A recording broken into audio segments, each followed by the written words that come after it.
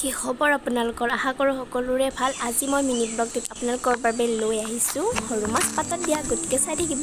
এয়া মই লৈ আহিছোঁ আদা নহৰু, নেমু টেঙাৰ পাত, আদাৰ পাত, পদিনা, মামনি, তাৰপিছত নৰসিংহ।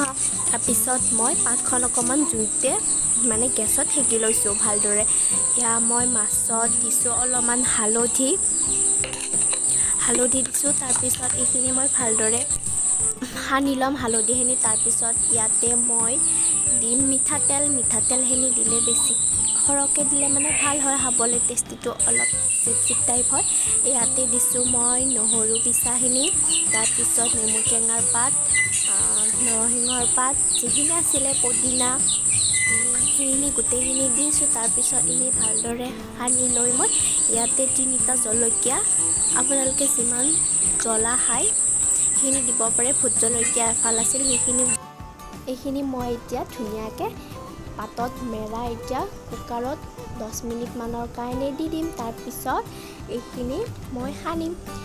এতিয়া কুকাৰত দি দিছোঁ, হুইচেলটো আপোনালোকে ওলাই দিব। এতিয়া মই হৈ গ'ল 10 মিনিটমান পাছত এতিয়া ওলাই আনিছোঁ, তো ধুনীয়া হৈছে। ইয়াতে যিখিনি নেমু টেঙাৰ পাত, নৰসিংহৰ পাত আছে সেইখিনি উলিয়াই কিনে এতিয়া মই নিমখ দি সানিম, তো টেষ্টি হয়। কেনেকুৱা